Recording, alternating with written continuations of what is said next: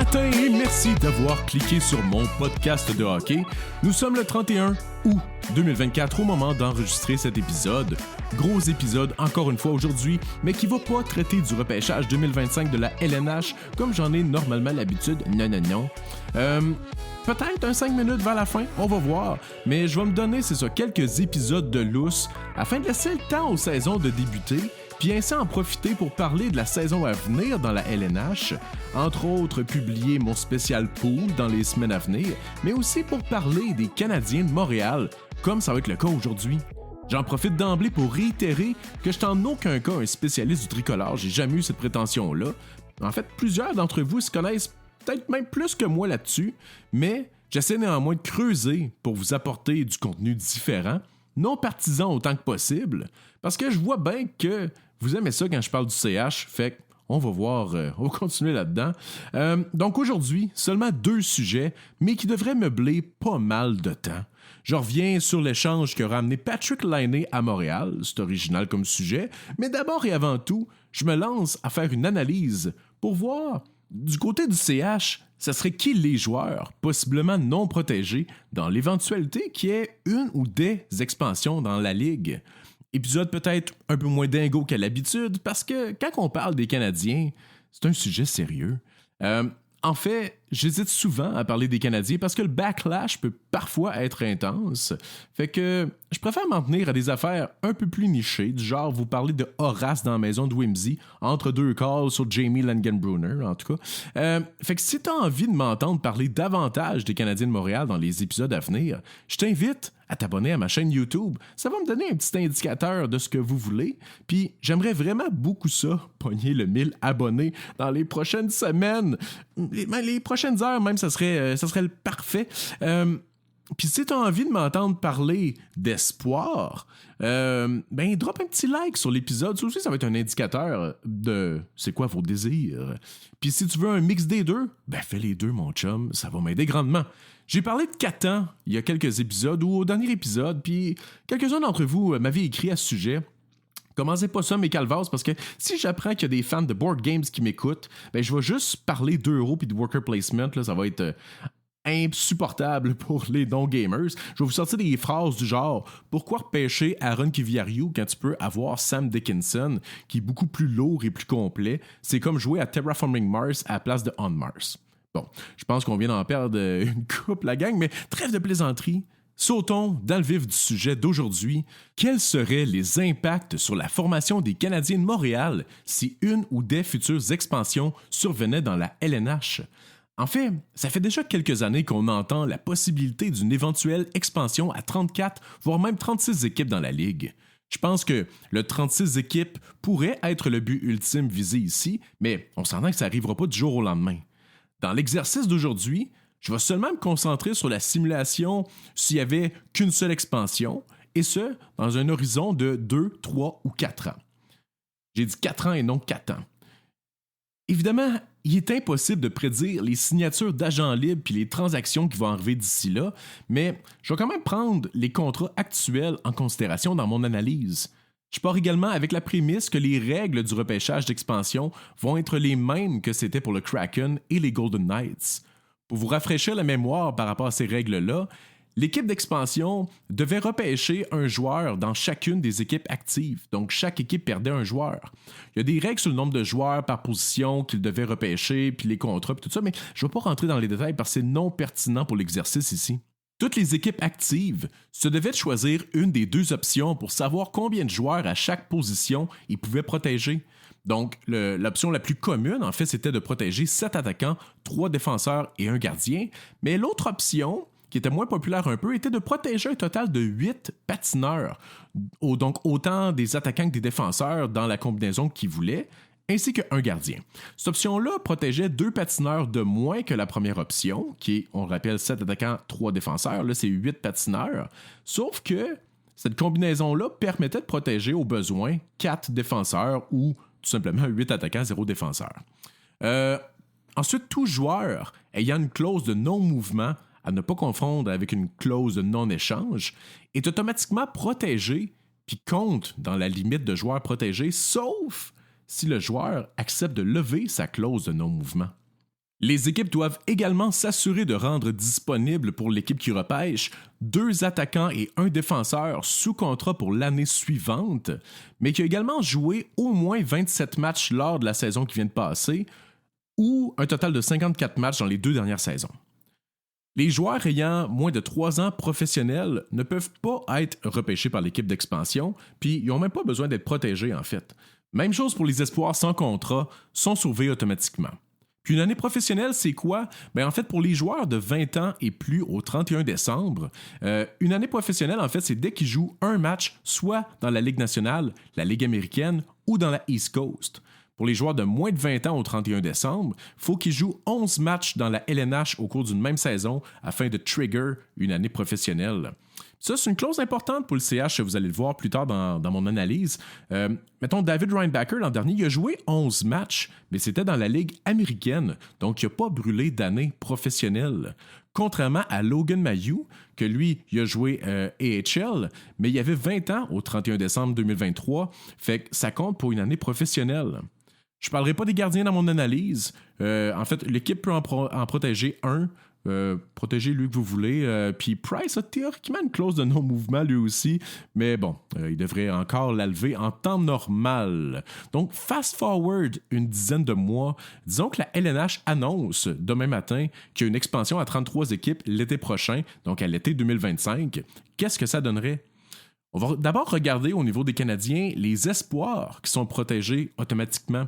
Évidemment, tous les espoirs non signés ou qui n'ont pas joué professionnel en Amérique, on parle évidemment là, les Demidov, les Hage, Kapanen, Tuch, Beck, etc., sont tous protégés s'il y avait une expansion en 2025.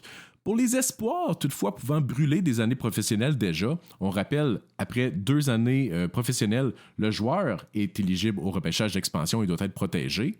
Fait que si on commence par Lane Hudson, Lane Hudson va brûler une année professionnelle cette année, peu importe où il joue. En fait, il va être âgé de 20 ans au 31 décembre 2024. Donc, même s'il joue qu'un match cette saison et que ce match-là est dans la East Coast, Lane Hudson va brûler une année professionnelle.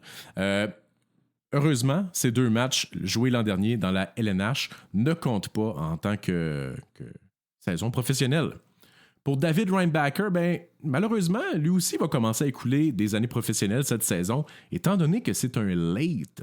Même s'il est repêché 1 an plus tard que Hudson, il va lui aussi avoir 20 ans au 31 décembre 2024 et va donc brûler 1 an professionnel, peu importe où qu'il joue. Mais lui aussi, heureusement, l'an dernier, ça comptait pas. Logan Mailloux, quant à lui, va écouler sa deuxième année pro, je devrais dire, cette saison. Mais il va encore être protégé, mais ça va être la dernière fois qu'il va pouvoir être protégé automatiquement. Tout comme Joshua Roy, qui va jouer sa 2e saison professionnelle cette année. Beck et Méchard vont sans doute commencer cette saison à écouler des années pro. Fait que c'est ça. Si on projette l'été 2025, les espoirs protégés automatiquement, Hudson, Reinbacher, Beck, Méchard vont avoir 1 an sur 2 de brûlé, puis Mailloux et Roy vont avoir 2 années sur 2 de brûlé. Fait que tous ces joueurs-là vont être automatiquement protégés et ne comptent pas sur la liste des joueurs protégés. Bonne nouvelle, dans l'éventualité où l'expansion a lieu à l'été 2025, évidemment, vous allez voir que ça se gâte pour les prochaines saisons, mais fait que commençons à protéger des joueurs là, qui ont besoin d'être protégés. Je pense qu'on peut se permettre d'y aller avec le format de 7 attaquants et 3 défenseurs. C'est le format qui permet de protéger le plus de joueurs. En premier lieu, on se rappelle que tout joueur ayant une clause de non-mouvement doit être automatiquement protégé et compte parmi les joueurs protégés. Heureusement, le CH n'en a qu'un seul, c'est Brendan Gallagher. Il y a d'autres joueurs qui ont des clauses, mais c'est des clauses de non-échange, entre autres Dvorak, Laine, Anderson, Matheson, donc ils ne sont pas éligibles à ça. Gallagher occupe donc une des 7 places à l'attaque déjà. Fait que c'est ça. Commençons par les attaquants. Je vais faire ça simple. C'est certain qu'on protège Suzuki, Caulfield, Slavkovski, Dach, probablement Newhook également. Ça fait déjà 6 attaquants sur 7, incluant Gallagher. Pour le 7e spot, la logique, ça serait Laine.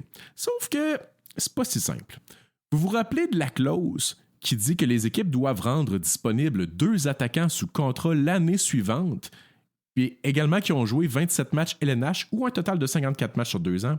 Le CH, il y aurait juste Josh Anderson qui rencontre ces critères-là. En fait, Yoel Armia, Dvorak, Evans, Pezzetta, Barry Boulet, Harvey Pinard écoulent tous leur dernière année de contrat présentement. Je rappelle, ça prend un joueur signé pour l'année suivante. Donc, à moins de signer un autre agent libre pour, mettons, 2 ans, de donner une extension de contrat à un de ces joueurs-là que je viens de vous nommer, ou de promouvoir un gars de Laval qui est sous contrat pour encore quelques saisons à la LNH, ou encore d'échanger un de ces agents libres-là à venir contre un joueur qui remplit les critères du repêchage puis qui serait par conséquent pas protégé, ben le CH n'a pas le choix, dans les circonstances, de ne pas protéger l'aîné ou New Hook.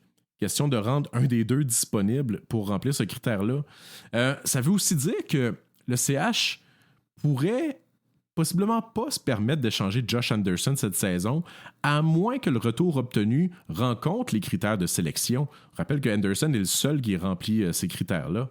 Ça veut aussi dire que si jamais l'aîné se blessait ou jouait pas 27 matchs cette saison, il pourrait ne pas remplir en fait ces critères-là, puis le CH devrait donc trouver une autre solution ou un autre joueur à rendre disponible, genre Alex Newhook.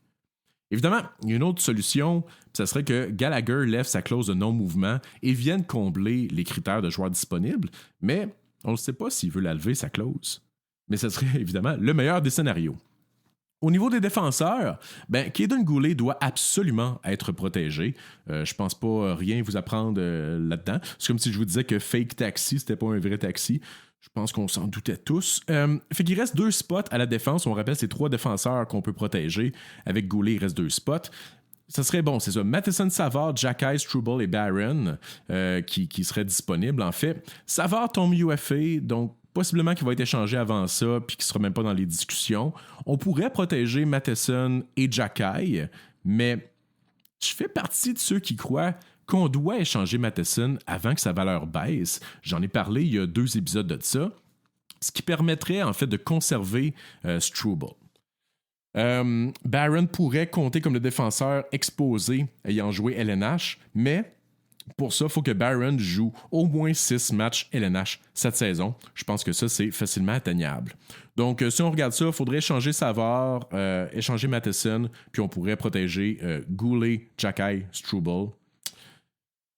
Pas si sexy que ça, mais bon, je pense que ça pourrait être un des scénarios. Fait qu'overall, la situation serait pas catastrophique s'il y avait une expansion à l'été 2025. On s'entend, ce qui va pas arriver, là, mais il fallait quand même que je parte à quelque part cette analyse.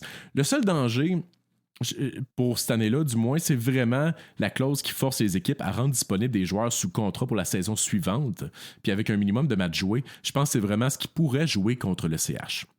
Mais c'est ça, réalistiquement, on s'entend, il n'y aura pas d'expansion, je crois, à l'été 2025, mais peut-être 2026. Là, c'est ça. Si l'expansion a plutôt lieu à l'été 2026, je pense qu'il y a des petits drapeaux rouges à lever ici. La situation est la même pour le CH. Ils doivent absolument protéger Gallagher, à moins qu'il lève sa clause de non-mouvement ou qu'il soit échangé avant ça. Il y a ça aussi qui est une possibilité. Ensuite, le CH protège Suzuki, Caulfield, Slavkovski, Duck, possiblement New Hook. J'imagine qu'il va y avoir du mouvement, des signatures entre-temps qui vont venir combler les requis de contrat et les matchs joués. Fait que je ne m'attendrai pas à ça. Je suis pas inquiet pour l'année 2026. Là. Je pense que c'est ça, avec les re-signatures et tout ça, le CH va être en mesure de rencontrer ses critères. Mais, j'en parlais d'emblée, Joshua Roy va maintenant être éligible au repêchage d'expansion. Fait que le CH va soit devoir le protéger ou le rendre disponible à l'équipe d'expansion. J'ai hâte de voir si ça se produit en 2026, comment on va gérer le dossier de Joshua Roy. Au niveau de la défense, Goulet est encore à protéger. Hudson et Reinbacher vont avoir joué leur 2e année professionnelle et ne seront pas encore éligibles. Bonne nouvelle. Toutefois, Logan Mailloux, lui, va être éligible au repêchage d'expansion. Donc, le CH va devoir sauver ou protéger Logan Mailloux s'ils veulent le garder. Matheson, s'il n'est pas échangé avant ça, va encore être avec l'équipe puis va être à la dernière année de son contrat. Fait qu'il ne peut pas être utilisé pour compter comme le défenseur sous contrat. Même chose pour Barron. Fait que c'est ça, mais je pense que ce requis-là va être comblé par un vétéran quelconque pogné aux agents libres, là, fait que ça me fait pas trop peur. Sauf que là, c'est ça, on se rappelle, on sauve Goulet, possiblement Mailloux. Il y a Jacques, Struble aussi là-dedans. Je pense qu'il y en a un des 3 entre Mailloux, Jacques et Struble qu'il va falloir exposer. Ça pourrait être plus plate un petit peu. Sauf que le pire, c'est ça, c'est... Mettons qu'il y a une expansion à l'été 2027. Là, je sais qu'on est rendu loin. Gallagher termine son contrat, fait que même si il lève sa clause de non-mouvement, il ne compterait pas comme joueur signé. Et même chose pour Josh Anderson. On conserve encore le même noyau d'attaquants protégés. Suzuki, Caulfield, Slavkovski, Dak. Dak, d'ailleurs, qui va d'ici là avoir un nouveau contrat. Peut-être Newhook qui va tomber RFA d'ici là aussi. Reste à voir là, s'il va encore être dans les plans de l'équipe et si on veut le protéger. Il y a Joshua Roy encore que si on veut le garder, on doit le protéger. Puis il y a peut-être des gars comme Beck, Tuck, Florian Jacquet, Kapanen puis tout ça qui pourraient possiblement être rendus éligibles aussi. Ça, on ne peut pas vraiment s'avancer pour l'instant. Ivan Demidov va faire partie de l'équipe, sauf qu'il va avoir joué sa 2e saison professionnelle, donc il va être encore protégé. Pour une dernière saison, important de noter. Au niveau de la défense, Goulet, Hudson, Reinbacker, puis ce qui reste de Mayu, Strobel, Jacquet vont tous être éligibles au repêchage d'expansion. Le CH ne peut qu'en conserver 3, possiblement Goulet, Hudson, Reinbacker, exposant ainsi les 3 autres.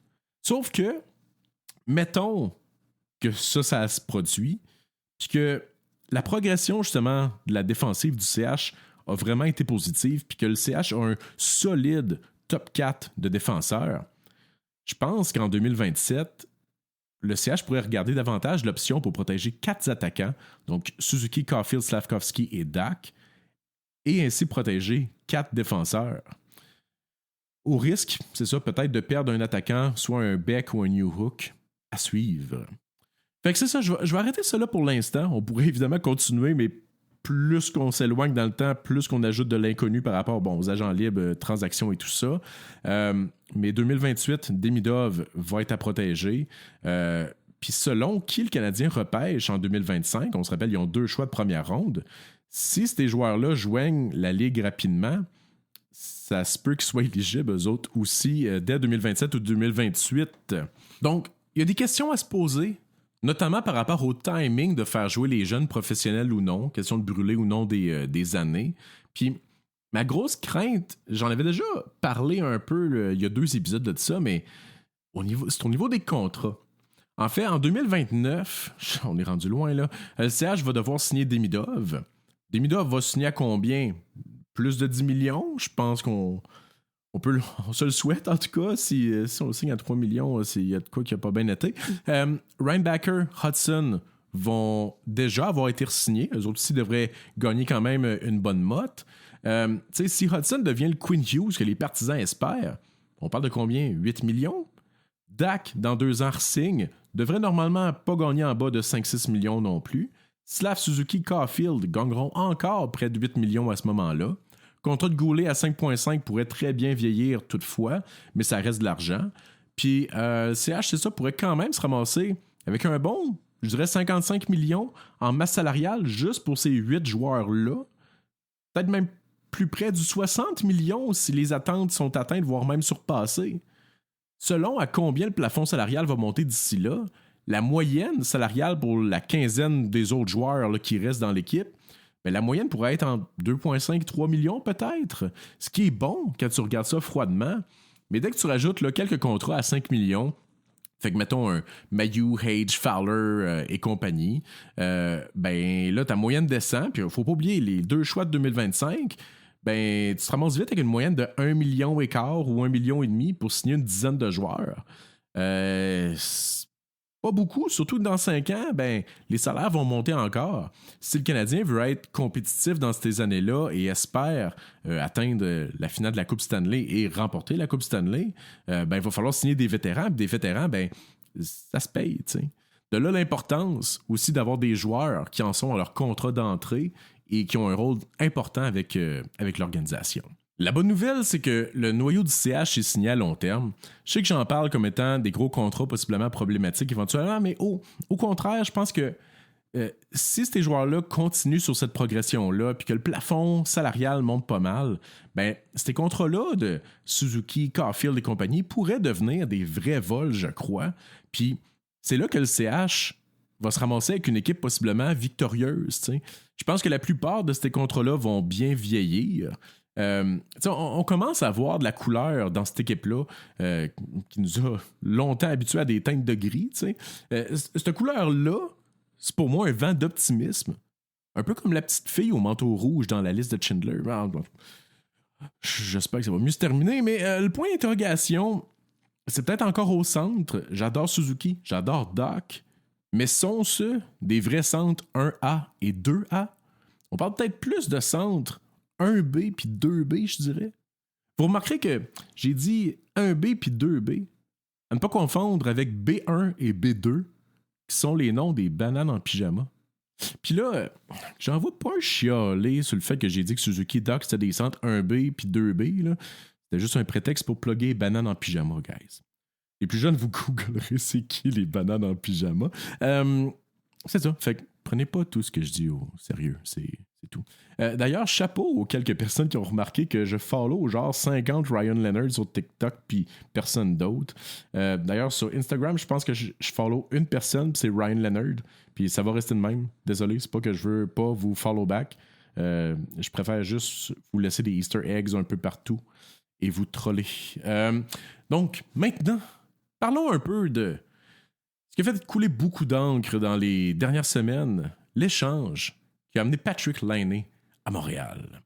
Ben, j'ai attendu, c'est ça, près de 2 semaines, là, 1 semaine et demie avant d'en parler, simplement dans le but de laisser la poussière retomber un peu. Tu sais, je pense qu'on réagit souvent fortement à ce genre d'annonce-là. Fait que je voulais, c'est ça, me laisser le temps de me faire une tête. Puis, je le sais, il y a quelques épisodes, je mentionnais que je suis pas un podcast de nouvelles, mais c'est juste trop gros pour ne pas être adressé, tu sais. Je sais que vous êtes peut-être tanné d'en entendre parler, mais j'ose espérer que je vais apporter de quoi de nouveau dans la discussion. Peut-être pas aussi. Mais pour mettre la table par rapport à mon point de vue, c'est la chose. L'échange est insane, là. Laine, il a un potentiel de fou, mais modérons nos attentes avant de dire qu'il va marquer 50 buts ou rapporter le trophée Maurice Richard, tu sais. Puis, c'est pas parce que je dis qu'il va pas faire 50 buts que je dénigre ou je dis que c'est un mauvais échange, tu sais. Le hockey, c'est un peu plus nuancé que ça. Puis il y a malheureusement trop de partisans qui semblent pas trop comprendre ça. Puis c'est pourquoi j'essaie de limiter mes épisodes où je parle du CH, tu sais. Fait que je suis heureux de cet échange-là, même si les nuances que je m'apprête à apporter pourraient laisser croire le contraire. J'essaie de baser le prochain segment sur plus des faits que sur mon opinion personnelle, même si je sais que certains vont interpréter ces dires-là comme, c'est ça, comme étant une opinion défavorable envers Laine, mais c'est ça. C'est pas nécessairement le cas. C'est plus nuancé que ça, comme que je disais. En fait, j'ai pas d'opinion encore tant que ça sur Laine. Potentiel est élevé, certes. Il y a des red flags, certes. Mais bottom line, on peut-tu le laisser jouer 50 matchs avant de se prononcer? T'sais, c'est important de faire la distinction aussi entre l'échange, qui est indéniablement un vol, puis le niveau de jeu que Patrik Laine va amener à Montréal. Bref, j'y arrive plus en détail. Pour ceux qui ne seraient pas au courant de cette bombe-là qui s'est passée, les Canadiens de Montréal ont échangé, je pense que c'est lundi dernier, le défenseur Jordan Harris aux Blue Jackets de Columbus contre un choix de 2e tour en 2026 et un certain Patrik Laine, un joueur qui a déjà eu l'étiquette de marqueur élite dans la LNH. Note importante avant de débuter, je me suis forcé aussi de ne pas écouter d'émissions ni lire trop d'articles à ce sujet-là afin que ça ne teinte pas mon analyse de la situation. Fait que je sais pas si je vais être complètement champ gauche dans ce que je vais dire ou si je suis en ligne avec tout ce que vous avez déjà entendu. On va le voir. En espérant que cet épisode-là penche davantage du côté de la fraîcheur que du réchauffé. Fait que rapidement, pour ceux qui sont peut-être moins familiers, Patrik Laine, c'est un ailier finlandais, 6 pieds 5, 216 livres, 26 ans, blond, repêché 2e au total par les Jets en 2016, derrière un certain Austin Matthews. Laine, il est évidemment énorme. C'est un joueur avec un lancer exceptionnel, un des meilleurs dans la ligue au niveau du lancer, en plus d'avoir d'excellentes mains aussi. C'est toutefois pas le meilleur patineur, ça, c'est important de le noter. Puis, il est parfois lâche, mais ça, on y revient. Laine, il a connu des débuts fracassant dans la LNH. 36 buts, 64 points en 73 parties à son année de 18 ans, soit la deuxième meilleure récolte pour un joueur de 18 ans depuis l'ère du plafond salarial, derrière seulement Sidney Crosby. Bon, c'est sûr que McDavid et Bedard ils ont été blessés lors de leur année de 18 ans, mais il y avait juste à pas se blesser. Pour l'instant, c'est l'aîné le deuxième. L'aîné, il n'a pas connu de régression ou de gain de la deuxième année en plus. Au contraire, il a suivi cet exploit-là de sa première saison avec une deuxième saison, celle-ci de 44 buts, un total de 70 points en 82 matchs. Encore une fois, le deuxième plus haut total de buts pour un joueur de 19 ans dans l'ère du plafond salarial. Derrière, cette fois-ci, seulement Steven Stamkos, devant les Matthews, Crosby, McDavid et compagnie. Je réitère, 44 buts à 19 ans, c'est fou raide. Basé sur cette stat-là, c'est pas pour rien qu'on parle de lui comme un potentiel de 50 buts. On se dit, il a fait 44 buts à 19 ans, c'est sûr qu'à 26, il en fait 50, right? Sauf que l'histoire de l'aîné est un peu plus complexe que ça. À sa troisième saison, il a régressé un petit peu. Régression possiblement expliquée par sa dépendance aux jeux vidéo Fortnite. Bon, ça a l'air d'une joke, mais ça ne l'est vraiment pas. Fait intéressant que vous avez probablement déjà entendu, quand il a finalement lâché le jeu, il a marqué 18 buts puis une passe durant les 12 parties qui ont suivi ça. 18 buts, une passe, 12 matchs. C'est pas rien. Ça prouve que les jeux vidéo, c'est le diable incarné, les enfants. Fait que c'est ça. Après avoir un peu régressé à sa troisième saison, il y a eu, c'est ça, quelques ennuis de blessures, puis bon, de la soi-disant brasse camarade avec les vétérans de l'équipe des Jets.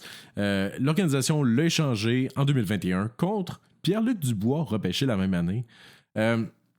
Par la suite, l'aîné, c'est ça, il n'a pas joué de saison complète depuis. Son plus haut total a été 56 parties. Mais bon, il y a une saison écourtée là-dedans. Je pense qu'elle, il l'a joué au complet. Bref. Mais il a continué à produire quand même, malgré une absence à quasi toutes les saisons. Un rythme quasiment d'1 point par match. Sauf la saison dernière, 9 points en 18 parties. Saison terminée en raison d'une blessure, il me semble que c'est la clavicule. Puis il a ensuite également joint le programme d'aide aux joueurs pour soigner sa santé mentale. Il sera maintenant rétabli, prêt à redevenir un marqueur de 40-50 buts, selon ses propres dires. C'est encourageant, puis les partisans sont surexcités par cette acquisition-là. C'est tout à fait comprenable. C'est un très gros morceau que les Canadiens sont allés chercher. Fait que c'est ça. Les Canadiens font ici l'acquisition d'un gros allié au potentiel élite, mais qui a, on va se le dire quand même, des choses à prouver encore, tant sur la glace qu'au niveau de sa santé physique ainsi que sa santé mentale. Mais hey, le prix à payer était tellement faible, tellement bas. En fait, LCH se l'est carrément fait donner, tu sais. Fait qu'on est qui pour se plaindre? Sauf que pourquoi sa valeur était-elle aussi basse? Puis pourquoi les Blue Jackets voulaient tant s'en débarrasser s'il est si bon que ça, tu sais? En fait, c'est l'aîné lui-même qui a demandé à être échangé. Puis il y avait une clause de non-échange, fait que c'est lui qui avait le gros bout du bâton, tu sais.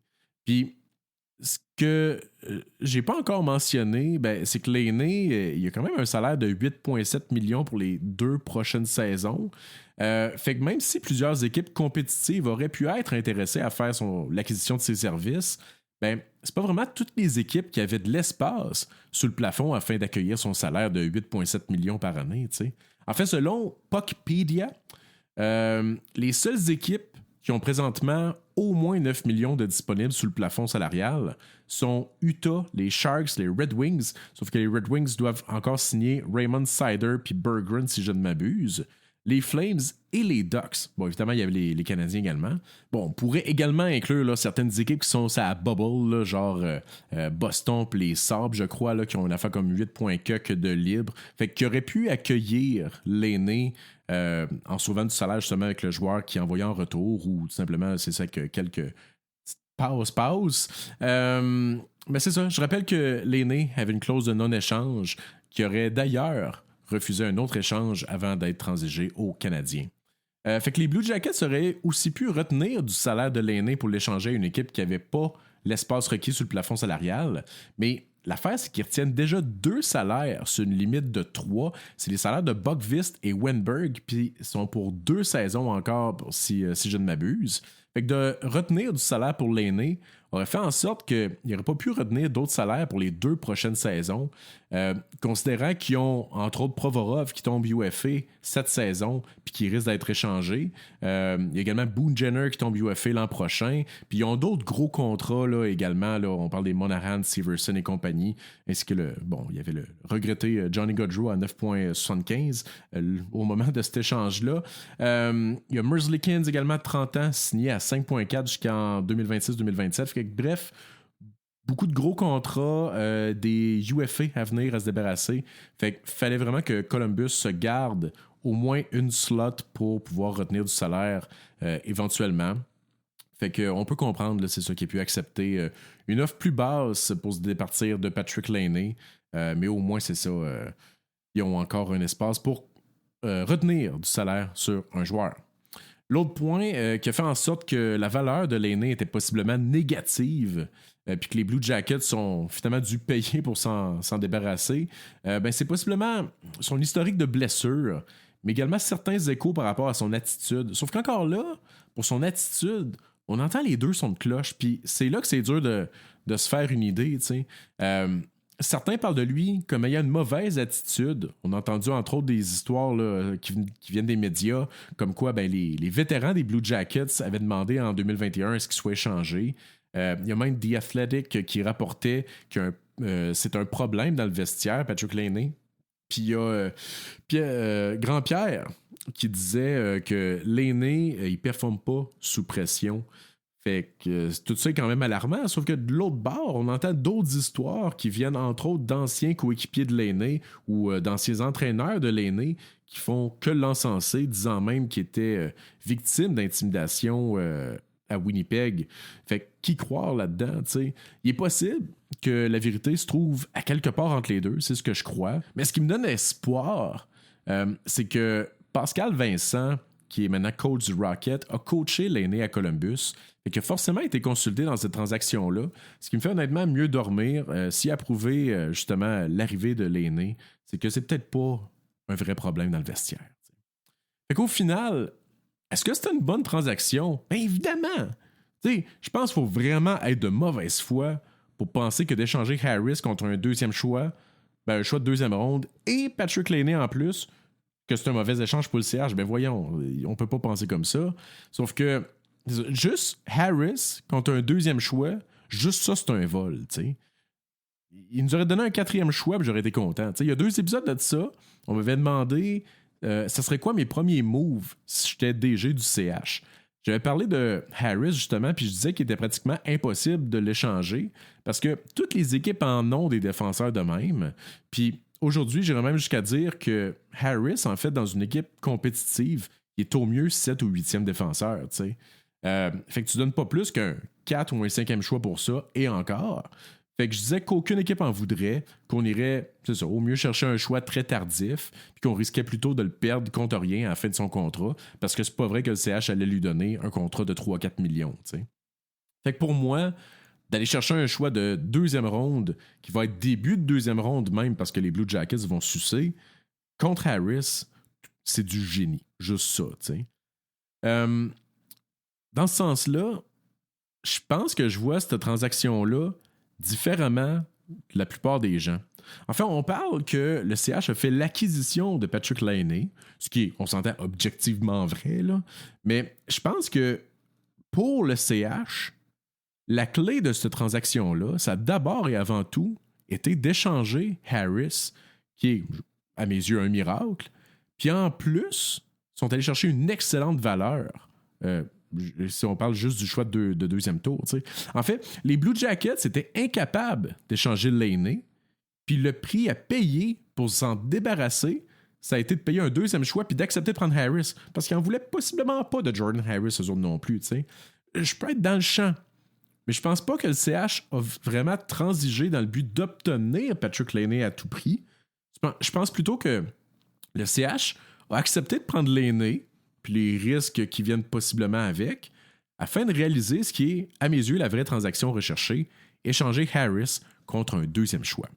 Puis pourquoi je dis ça? CH n'a pas vraiment besoin de Laine en date d'aujourd'hui. Oui, l'alignement avec Laine sur papier est incroyable. Ça fait longtemps que j'ai pas vu une aussi belle formation pour le CH. Mais je pense pas que le CH soit présentement en mesure de faire une grosse run dans les séries. En fait, pas dans la condition dans laquelle la division Atlantique est. Si on s'entend, toutes les équipes méritent d'être en série dans cette division-là. La fenêtre des Canadiens va possiblement être davantage quand Demidov va être ici, quand la défensive va être plus solide avec l'arrivée des Hudson, Reinbacker, Mathew et compagnie, que Slavkovski va être à son pic. Je pense qu'il n'est pas encore rendu là. Puis j'ajouterais même quand le CH va avoir un gardien de premier plan, puis aussi que des équipes justement dans leur division, genre Tampa Bay, Boston, vont être sur la pente descendante et ne seront plus compétitives. Je pense que la fenêtre du CH se retrouve vraiment là. Le CH ne va pas gagner cette année. L'aîné, c'est un beau guess à prendre. En fait, il y a zéro risque à aller chercher l'aîné. Le CH pourrait possiblement même le flipper contre un autre joueur ou un choix l'an prochain. Même si son salaire et sa clause de non-échange compliquent peut-être les choses, mais en tout cas, ça reste une possibilité. Peut-être qu'avec l'arrivée de Demidov l'an prochain, la fenêtre du CH va être un peu devancée avec justement l'aîné dans les rangs. Peut-être que ça va être dès l'an prochain la fenêtre. Ne fermons pas la porte à ça. Mais c'est ça, je pense pas que c'est cette année, évidemment. L'aîné, il y a un potentiel élite.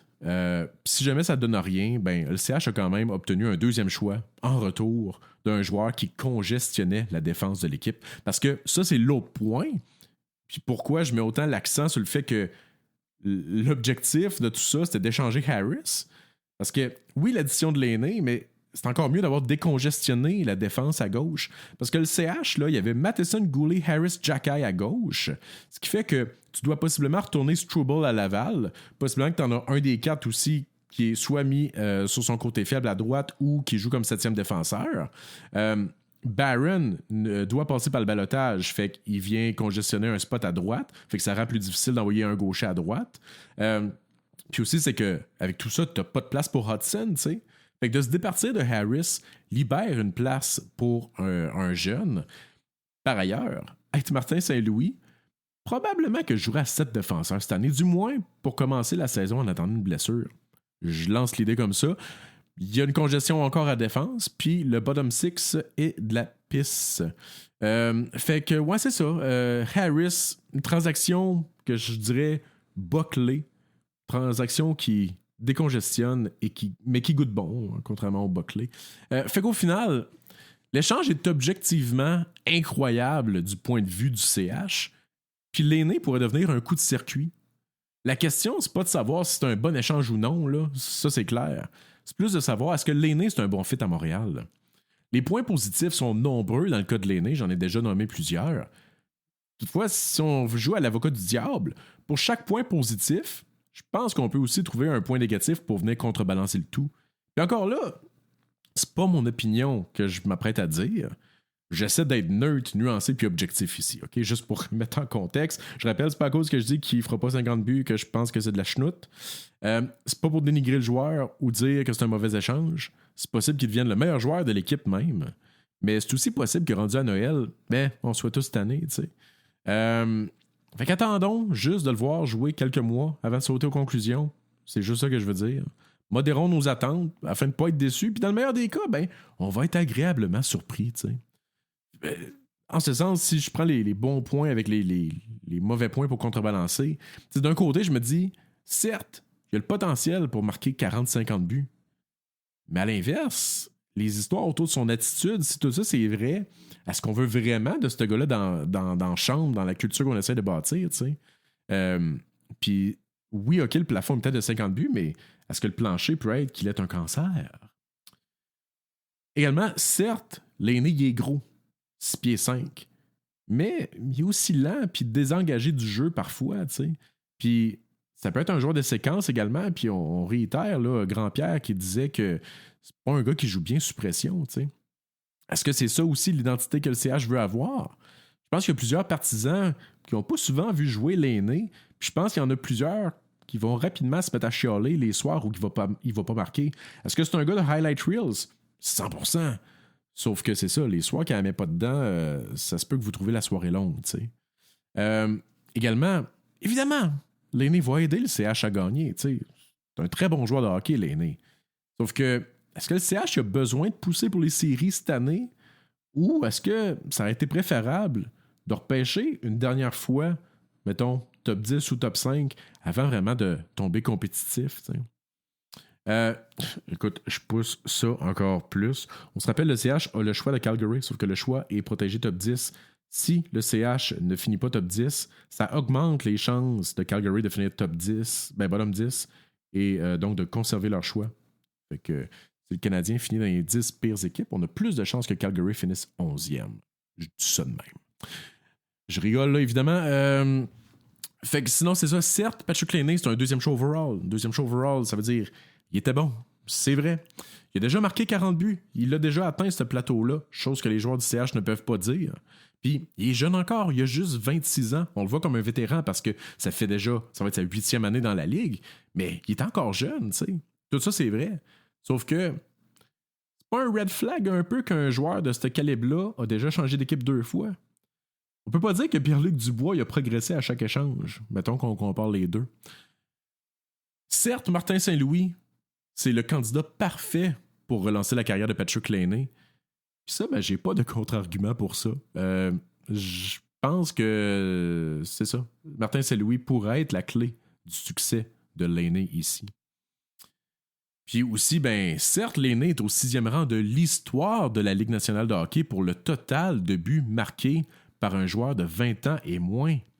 6e de l'histoire. Devant Crosby, Lemieux, Jagger, puis d'autres joueurs des Pingouins probablement. C'est pas rien. Un exploit qu'on peut vraiment pas y enlever. Sauf que Laine, il a pas 21 ans. Là. Ça, c'est des stats d'avant 20 ans. Il a 26 ans là, en ce moment. Là. Fait que, oui, le passé, mais il faut regarder ce qu'il a fait dans un passé un petit peu plus rapproché. Fait que, parce que si on regarde ce qu'il a fait avant l'âge de 20 ans, je pense que c'est fair de regarder ce qu'il a fait après l'âge de 20 ans. Puis si on regarde ça, il est au 393e rang de l'histoire de la Ligue pour les buts marqués par un joueur âgé entre 21 et 25 ans. C'est autant de buts, ça, dans ce range d'âge-là, que Radek Bonk, Drew Stafford, Kyle Palmieri puis Jacob Vrana. C'est même un but de plus que Alex Galchenyuk. Bon, mon seul point, c'est qu'on peut cherry-pick les stats qu'on veut puis faire dire ce qu'on veut aux stats. Parce qu'évidemment, Laine, il a été blessé beaucoup durant cette période-là. Fait que ça vient influencer son total, tu sais. C'était pas une moyenne de buts par match joué, c'était juste un total de buts. Fait que c'est certain que Laine, il a une meilleure moyenne de buts par match que Radek Bonk et Drew Stafford, là, on s'entend. Fait que c'est ça, tu sais. Je voulais juste prouver le point qu'on peut on peut prendre des stats qu'on veut, on peut y twister comme qu'on veut pour le bien ou mal le faire paraître. Mais c'est ça, c'est important de remettre en contexte qu'il a réalisé l'exploit là, de nombre de buts. Tu sais, je sais qu'il a le même nombre de buts que Galchenyuk ou un but de plus, là, mais il a joué au-dessus de 100 matchs de plus que Galchenyuk. Fait que tu sais, on s'entend que je sors ces stats-là pour rigoler. Mais néanmoins, entre l'âge de 21 et 25 ans, Laine a quand même maintenu une moyenne de 0.39 buts par match. Il est au 77e rang de l'histoire pour le total de buts si on cumule les deux ranges, donc tout simplement un joueur de 25 ans et moins. C'est un total en fait de 204 buts en 480 parties au total. Une moyenne de buts par match pas mal similaire à, je dirais, Marianne Gaborik et Sébastien Aho, l'attaquant pour le défenseur, pour ce même range d'âge-là. Fait que c'est vraiment pas des stats piquées des verres, des très bonnes stats, bien meilleures que plusieurs vedettes dans la LNH. Sauf que c'est quand même en bas des meilleurs snipers qu'on a vus dans les dernières années, que ce soit les Stamkos, Ovechkin, Matthews, Pasternak, McDavid et compagnie. Si on regarde l'ensemble là, de leur carrière et tout ça, puis si on fait pas juste cherry pick les 2 premières saisons de Matthews, pas de Matthews, de Laine, pardon, quel beau lapsus. Parce que je pense que c'est l'erreur que plusieurs font. Ils font juste regarder les 2 premières saisons de Laine. Puis là, on parle juste de but, parce que si on inclut les passes, Laine est difficilement dans les discussions comme étant un meilleur joueur de l'histoire, tu sais. J'essaie pas de prouver un point, j'essaie juste de dire qu'on va prendre les stats qu'on veut, puis on peut les twister comme qu'on veut. Juste un autre exemple, Laine, je viens de dire, c'est pas un passeur, là. Il a cumulé plus de passes avant l'âge de 21 ans que Gordie Howe. Je pense pas qu'on puisse vraiment comparer la carrière des deux joueurs pour autant. Une chose que j'ai toutefois peine à comprendre dans cette acquisition-là, c'est qu'on on nous a beaucoup vendu l'idée que la valeur des contrats octroyés à Suzuki, Caulfield, Slavkovski respectait une certaine équité et hiérarchie, je dirais même. Genre que Suzuki gagne 25 000 de plus que Caulfield par année parce que c'est le capitaine, puis tout, puis tout. Sauf que l'aîné devient le joueur le plus payé de l'équipe. Je trouve que c'est un drôle de message que ça envoie, surtout considérant que c'est pas le joueur le plus travaillant, tu sais. Moi, ça, c'est une des affaires qui me gosse le plus. Là. Une chose, c'est ça que j'aime faire quand il y a ce genre de transaction-là, ou genre de signature, whatever, c'est d'aller lire les publications, les commentaires sur les réseaux sociaux, mais c'est les pages des autres équipes. Parce que je veux voir ce que les partisans là-bas en pensent. Puis, je peux vous dire, les commentaires des Blue Jackets sont vraiment mitigés par rapport à cet échange-là. Certains ont été tristes de voir l'aîné partir. D'autres lui souhaitaient tout simplement bonne chance à Montréal de manière très neutre. Très peu parlaient du retour obtenu par Columbus. On dirait que les gens s'en foutent un peu de Harris. Mais plusieurs commentaires étaient juste méchants à l'égard de l'aîné. Probablement, des partisans frustrés qui voulaient juste pas jouer pour l'équipe. Je peux les comprendre. On réagirait probablement de manière aussi forte, sinon plus, si la situation se produisait à Montréal, tu sais. Mais j'ai vu aussi beaucoup de commentaires par rapport au fait qu'il était surpayé, comme quoi même que c'est un patineur lent ou encore un joueur non impliqué, comme que je disais tantôt. Entre autres, sur la publication des Blue Jackets, la publication officielle qui disait « Thanks, Patty », un commentaire sur 2, là, j'exagère même pas, là, c'est genre « Thanks for what? » Genre, pourquoi merci? J'ai sorti, juste pour le fun, là, quelques commentaires que j'ai trouvé qui l'écorchaient. Évidemment, traduction libre. Puis c'est ça. Je veux remettre en contexte. Comme nos médias ici, puis nos sections de commentaires sur Facebook, c'est pas parce que quelqu'un commente qu'il sait de quoi qu'il parle. Fait que c'est à prendre avec un grain de sel. Là. Divertissement. Comme ceux qui parlent dans un micro, ça veut pas dire qu'ils sont pertinents, puis je m'inclus là-dedans. Fait que c'est juste ça. Pour montrer que l'aîné faisait pas l'unanimité à Columbus, puis son salaire semblait être un enjeu majeur pour plusieurs partisans. Fait que voici ça, quelques commentaires que j'ai trouvés et que j'ai traduits librement. Ne laisse pas la porte te frapper lorsque tu sors. Il est surestimé et n'a pas été pertinent depuis des années.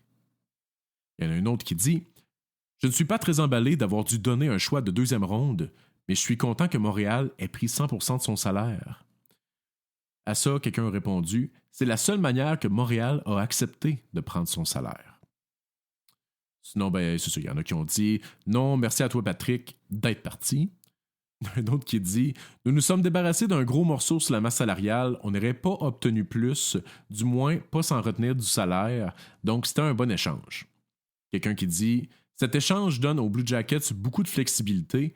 Avec ce salaire, c'est une bénédiction qu'une équipe ait voulu le prendre. » On voit qu'il y a un thème récurrent ici au niveau de l'argent. Il y a quelqu'un, les prochains, c'est juste parce qu'ils feront rire. Là.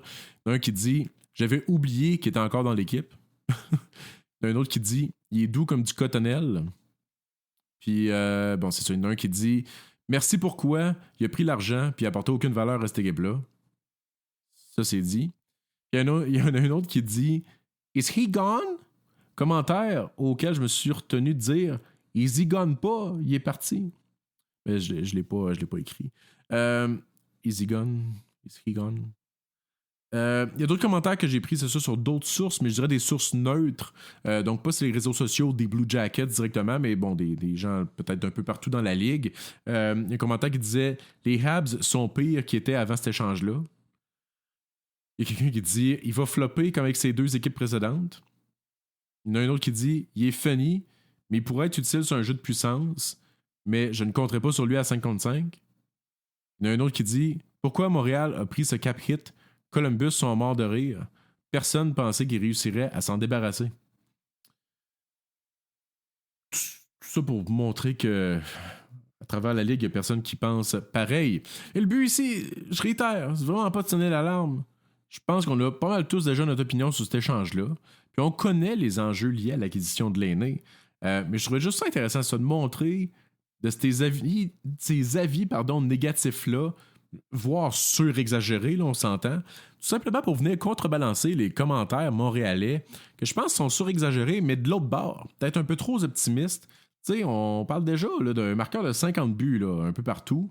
La réalité, c'est que tout ça va se trouver probablement à quelque part entre les deux, comme je disais tantôt. Est-ce qu'il va faire 50 buts? Probablement pas. Mais ça veut pas dire qu'il va en faire 7 pour autant. Là. Je pense que la réalité est plus autour de 25, peut-être 30, peut-être 35 s'il joue 82 matchs. Mais laissons-le jouer une saison complète pour la première fois en 5 ans, Batèche, avant de lui mettre la pression d'en marquer 50. Tu sais. D'ailleurs, les cotes de mise au jeu sont sorties. Puis le over-under est à 24,5 buts cette saison. Tu sais. Puis la réalité, c'est que ces 2 premières saisons à l'aîné sont les 2 seules dans lesquelles il y a eu une moyenne de buts par match pour produire à un rythme de 40 buts ou plus. Toutes les autres années, c'était davantage un rythme autour de 30 ou 34 buts par saison. Il y avait un rythme de 38, là, mais je pense qu'en moyenne, il était plus autour de 30 cucks. En fait, sa moyenne en carrière, si on inclut justement ces 2 grosses saisons, ces 2 premières saisons, sa moyenne en carrière, c'est 34 buts sur 82 matchs. Là. Fait que pourquoi cette pression-là pour en faire 40? Il n'a jamais eu ce rythme-là après ces 2 grosses saisons. Avoir un des meilleurs lancers de la Ligue, c'est pas la seule chose requise pour marquer des buts dans la LNH de nos jours. T'sais. L'aîné, c'est pas un tireur de volume non plus, puis ça, il faut que les gens le comprennent. Puis je pense qu'est-ce qu'on souhaiterait de voir d'un tireur d'élite, mais en tout cas, l'an dernier, l'aîné il a maintenu une moyenne de 2,28 tirs par match. Il n'a jamais dépassé le 3 tirs par match en moyenne durant une saison dans toute sa carrière, je pense. À titre comparatif, la saison dernière seulement, il y a 46 joueurs qui ont réalisé l'exploit d'avoir une moyenne de 3 tirs par match ou plus, avec au moins 20 matchs de jouer. Là. Si on regarde tous les tirs par match joué de tous les joueurs depuis 2016-2017, donc depuis l'arrivée de Patrick Laine dans la Ligue, l'aîné, il a la 44e meilleure moyenne de tirs par match. Patrick Hornfisk, Brendan Gallagher, Victor Arvidsson ont entre autres une meilleure moyenne de tirs par match que l'aîné. Ça veut pas dire que c'est une faible moyenne pour autant. C'est quand même là, 2,4 tirs par match.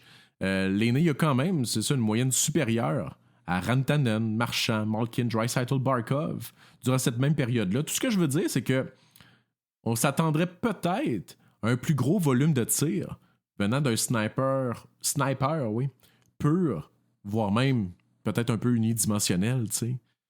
L'aîné il a néanmoins la 19e meilleure moyenne de buts par match depuis son arrivée dans la Ligue, dans les mêmes eaux que Aho, Scheifele, Kreider, Marchand, Gunzel. C'est pas mauvais. En termes de moyenne de points par match depuis son arrivée dans la Ligue, il est au 58e rang avec des gars comme Reinhardt, Zuccarello, O'Reilly, Larkin à 0,81 points par match, devant quand même des gars comme Seguin, Robert Thomas, Brady Tkachuk et Clayton Keller au cours de cette même période-là. Mais il y a aussi un différentiel de moins 58, ça aussi, il faut l'adresser. Mais c'est ça, il est quand même au 5e rang de sa QV pour les points, 4e de sa QV pour les buts. Il est quand même au 6e rang de sa QV pour les matchs joués, malgré toutes les blessures. Bon, évidemment, il a joint la Ligue dès sa première saison, ça aide, mais bon, c'est ça.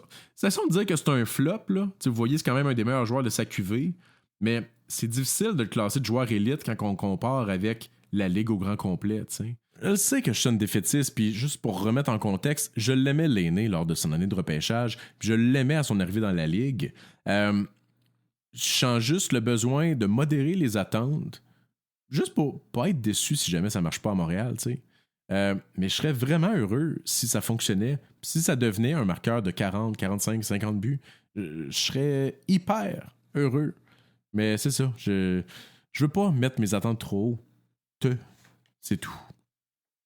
Comme je disais en début de segment, j'ai très peu écouté d'émissions au sujet de cet échange-là, dans le but de vous donner vraiment mon point de vue non teinté.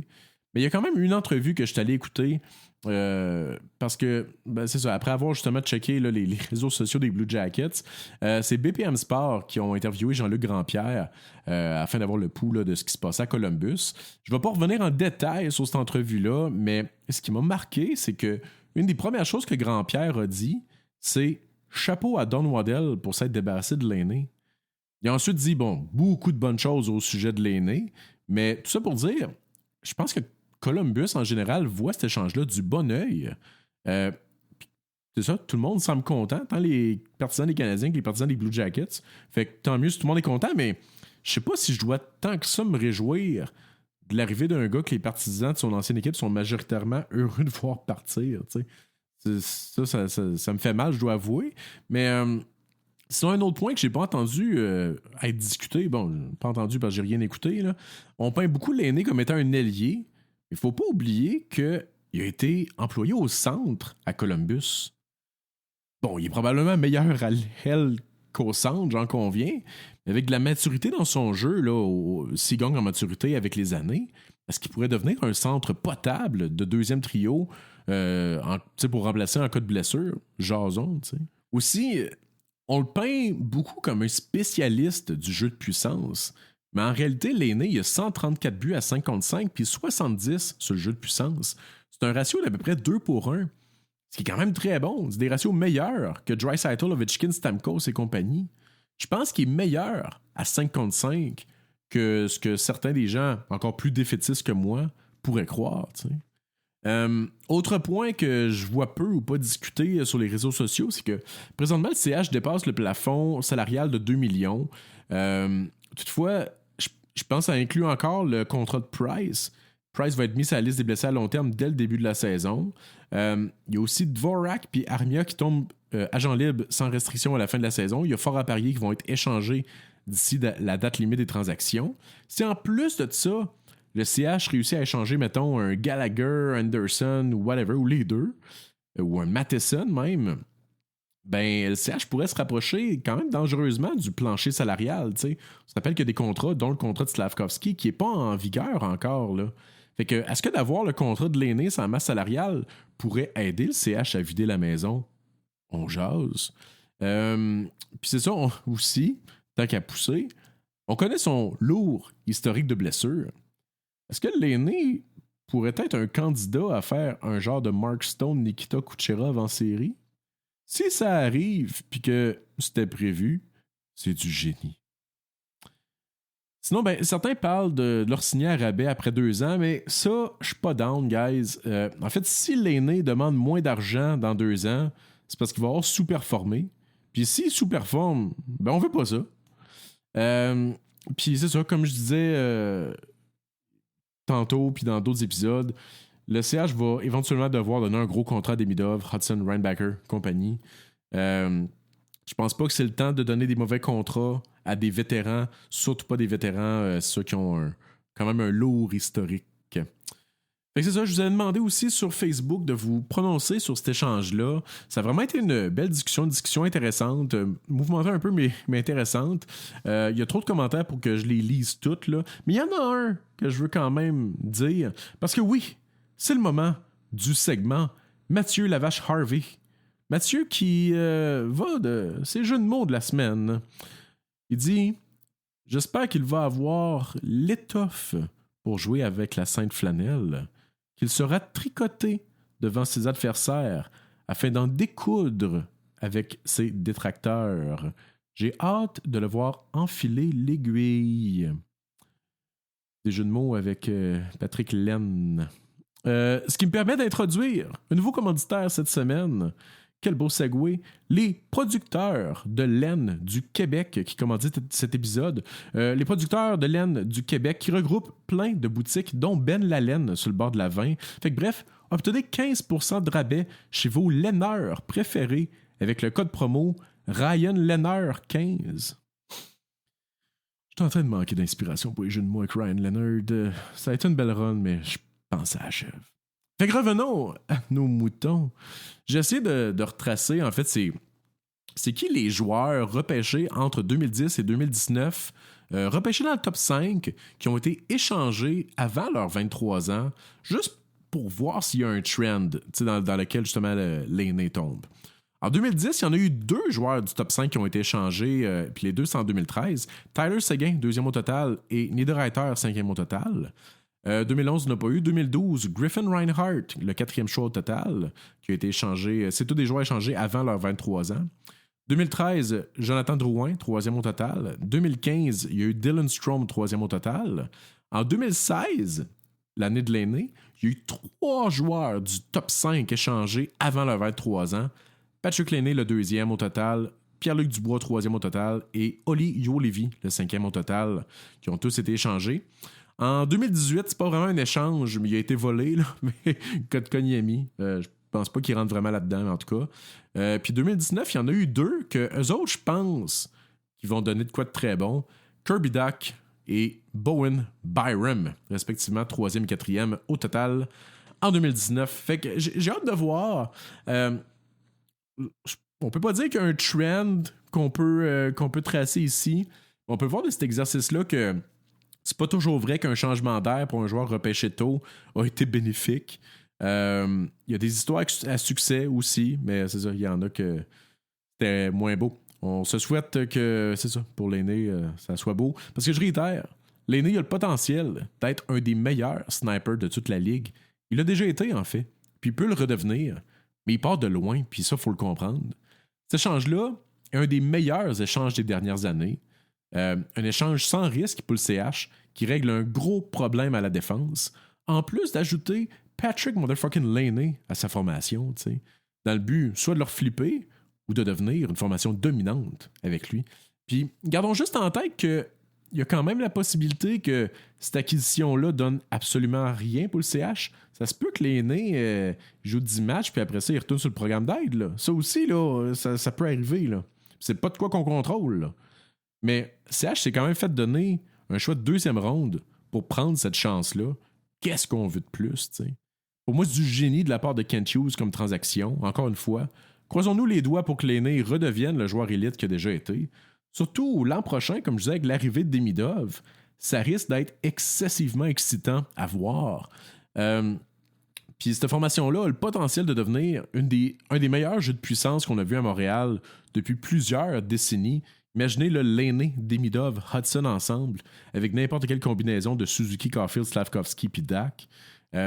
Puis même si le Laine l'échappe, comme Kevin Malone puis son Chili, ça va être fucking insane, guys, Montréal, dans les prochaines années. Je suis très excité par l'avenir du CH, que je classais d'ailleurs 2e meilleure banque d'espoir. Il y a 2 épisodes de ça. Si vous ne l'avez pas écouté, je vous invite à aller l'écouter. Fait que, en espérant que une ou des éventuelles expansions viennent pas nuire à cette fenêtre d'opportunité-là, comme je parlais tantôt, parce que sortir vainqueur, c'est une grosse job de charcuterie. Vous y repenserez à celle-là en vous couchant. Avant de conclure, je vous ai dit que je parlerai pas de repêchage, ben que j'en parlerai peut-être là, 5 minutes à la fin, là, fait que j'enchaîne là-dessus. J'ai quelques noms là, à vous parler que je vous ai peut-être pas déjà parlé. Le premier, très très très important d'en parler, Carl Anborn. Il est né Anne, mais là il est plus Anne. Défenseur suédois de 6 pieds 1, droitier, mesdames, messieurs. De qui j'avais écouté une partie la semaine dernière ou il y a 2 semaines, une partie là, qui a joué l'an dernier, puis j'avais beaucoup aimé ce que j'avais vu. Je vous en fais part dans un instant, mais assez, c'est ça, pour le placer déjà en fin de première ronde dans ma liste. Sauf que maintenant, il commence l'année en Lyon. Il a joué, là, c'est ça, quelques parties dans un tournoi. En fait, il est 4 points en 4 matchs dans un tournoi U20 en Europe cette semaine. Mais c'est ça, je vais vous lire ce que j'avais écrit sur Carl Anborn il y a peut-être une semaine ou 2 de ça. J'avais Anborn sur ma watchlist. Mais je n'avais pas l'intention de le regarder aussitôt, et encore moins de regarder un match de lui l'an dernier. Ceci étant dit, j'ai vraiment aimé ce que j'ai vu de lui. Il a une belle mobilité, un bon jeu défensif, une belle agressivité malgré qu'il ne soit que 6 pieds 1, et il est capable de supporter l'attaque, entre autres, avec son excellent lancer. S'il faisait 6 pieds 3, il serait une bête redoutable. J'aime espérer qu'on verra son côté two-way et méchant, mis en valeur cette saison. Si c'est le cas, il pourrait rapidement grimper dans ma liste. Par ailleurs, Elite Prospects l'ont classé tacticien cérébral ainsi que défenseur two-way. Donc, quand même un profil intéressant. Surtout, je réitère, droitier, 6 pieds 1, 187 livres. Carl Onborn, retenez ce nom. Sinon, je suis retourné voir des matchs du Linka qui a eu lieu au mois d'août pour commencer à me faire une tête là, sur des joueurs peut-être un peu plus obscurs, entre autres sur quelques Tchèques et Allemands que je n'avais pas encore vus. J'ai entre autres checké les Allemands David Lewandowski. C'est un ailier two-way 6 pieds 1. J'ai bien aimé le premier échantillon, j'ai hâte de le revoir. Et ainsi que le défenseur Max Blaker ou Blacher. Blaker? Bref, défenseur two-way de 6 pieds. Pas le plus gros, mais j'ai vraiment été impressionné par son activation en zone offensive puis son jeu dans les 3 zones. Je pense que ça pourrait être un riser très intéressant, sauf que c'est pas le plus gros, par exemple. Sinon, il y a l'attaquant tchèque Vít Zahejský, qui est un autre que j'ai bien aimé. En fait, quand j'écoutais la Tchéquie, mes yeux étaient tout le temps sur Adam Benak. Mais en se forçant un peu, on pouvait voir d'autres joueurs sur la glace. Zahejský, c'est pas le plus gros lui non plus, mais lui il est 5 et 10. Normalement, c'est pas dans ma palette, mais j'ai beaucoup aimé sa rapidité. Très, très, très rapide. Très agile également. J'ai beaucoup aimé son sens du jeu, sa créativité, puis aussi sa deceptiveness. J'ai pas encore trouvé de mot français pour traduire ce mot-là. Il est trompeur. Par ailleurs, on me demande souvent où c'est que je prends toutes les vidéos que je visionne sur Kazaa. Sinon, je suis allé voir en personne un match pré-saison de l'Océanique qui jouait contre les Remparts.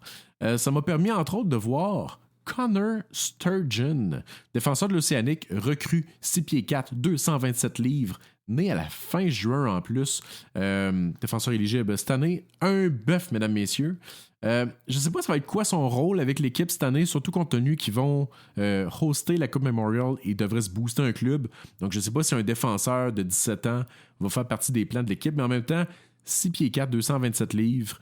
Puis j'ai beaucoup aimé ce que j'ai vu de lui. Fait que s'il est capable de se tailler rapidement un poste sur la formation, je pense qu'il va être très, très, très intéressant. Puis, c'est ça, j'ai pris des petites notes.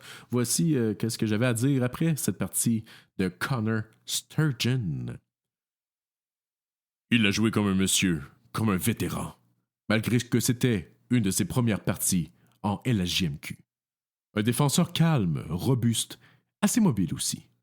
J'ai hâte d'en voir davantage, même s'il me semble pas être nécessairement une force offensive, Il a néanmoins été à l'origine d'un revirement qui a permis à son équipe de marquer et de revenir dans le match. Bref, je n'avais pas grand-chose à dire, à part que c'est un towering defenseman avec, c'est ça, une mobilité intéressante et peut-être un petit peu d'offensive derrière la cravate. Dans ce même match-là, j'ai beaucoup aimé le match du overager non repêché de l'Océanique, Quinn Kennedy, attaquant dynamique de 5 et 10, qui était tout simplement partout sur la glace lors de ce match-là. Kennedy, ça, il n'a pas été repêché, mais Elite Prospects l'avait dans leur guide du repêchage l'an dernier. Ils l'ont pas classé, mais il était quand même dans le guide. Il disait qu'il pourrait... En fait, c'est ça, c'est intéressant. Il disait que Kennedy pourrait marquer 50 buts dans la Q s'il était dans un bon environnement, tellement que c'est un bon marqueur de buts. Fait que j'ai hâte de le voir cette année. Ça pourrait être le genre de gars qui se clenche une saison de 90-100 points, surtout s'il joue avec Catafort, Blais et compagnie. Fait que, ouais, j'ai hâte de voir. Mais gardez en tête ça, Quinn Kennedy, comme overager dans les rondes, là, peut-être 6 et 7. J'ai aussi pu voir je sais pas si les premiers, mais en tout cas, les premiers coups de patin de Maddox Dagenet dans la Q. Dagenet, centre, 16 ans, 6 pieds 2, 6 pieds 3. Éligible en 2026 toutefois. Fils de Pierre Dagenet, qui a également été premier choix au total dans la Q. Puis, oulala qui va être bon, là. Oulala, j'ai aimé mon accent là-dessus. J'ai honnêtement pas vraiment vu de faiblesse dans le jeu de Maddox Dagenet.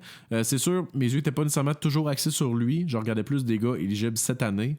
mais il attirait souvent mon regard. Je trouvais son jeu très mature, surtout pour un joueur de cet âge-là. Honnêtement, ses ratings là, sont tous verts partout. Tout est beau, tout est vert, un beau vert pur. Tu sais, un vert salade de choux du PFK, là. Un vrai vert sinusite, là, même. Bref. Il y a un autre joueur que j'ai aussi checké il y a quelques semaines, mais que je n'en avais pas parlé, mais je vais vous lire mon rapport d'observation. Bon patin, solide edge work, incroyable tir sur réception, bonne main, sauf que manquait des occasions de passer, mangeait beaucoup à POC, peut-être un manque de vision, manque de discipline flagrant également. Il y a un gros manque de hockey IQ. En fait, même une séquence où le joueur en question a enlevé la POC à son coéquipier, genre « What the hell? » Fait que ouais, bref, des beaux outils, mais red flags majeurs. Le joueur en question, la joueuse, je devrais dire, c'est Riley dans Inside Out 2. Fait que c'est ça. C'est une note plus sérieuse. C'est également les qualifications olympiques en ce moment. Pas vraiment de quoi qu'on suit, là, parce que c'est des affrontements genre la France contre la Hongrie. Là. Il y a quand même quelques performances intéressantes à suivre. Entre autres, David Reinbacher, qui apparemment fait très bien. Je ne l'ai pas vu, mais apparemment, il fait très bien. Puis Michael Brandsegg-Nygard, que lui aussi est en train de faire écarquiller bien des yeux pour la Norvège. Puis si vous voulez revoir Kaspar de Gavins et puis Stéphane Dacosta, c'est le temps. D'ailleurs, le gardien de la France s'appelle Quentin Papillon. Je trouvais juste ça pertinent de vous partager le tout. Puis j'ai ajouté un autre nom à ma liste de joueurs avec un nom phoné, éligible au repêchage de 2025. C'est Blake Arrowsmith. Mais pas comme le band. Je sais que ça sonne Aerosmith, mais non, Arrow comme une flèche. Arrowsmith. Un nom très Skyrim. Mais ça qui sonne aussi comme un band rock. Fait que, il va jouer pour les Knights de London dans la OHL avec Sam Dickinson, si jamais ça vous intéresse. Faudrait que je commence à inclure le nom des joueurs dans ma grille d'évaluation pour vous sortir un classement genre top 10, top 15 des noms les plus phonés. Bref. Ça aurait vraiment été cool que Grant Clitsome puis Jeff Finger aient des enfants puis que les deux forment un duo ensemble. Bref, Clitsome puis Finger, j'aurais aimé ça. Quand je vous disais que mon contenu peut parfois être niché, Jeff Finger, qui se rappelle de lui? Bref, ça va être tout pour aujourd'hui. Merci pour votre écoute. Merci de me dropper des petits follow, des petits likes, des petits subscribes. Et on se revoit bientôt pour un prochain épisode du podcast Briser la glace. Merci, bonne nuit.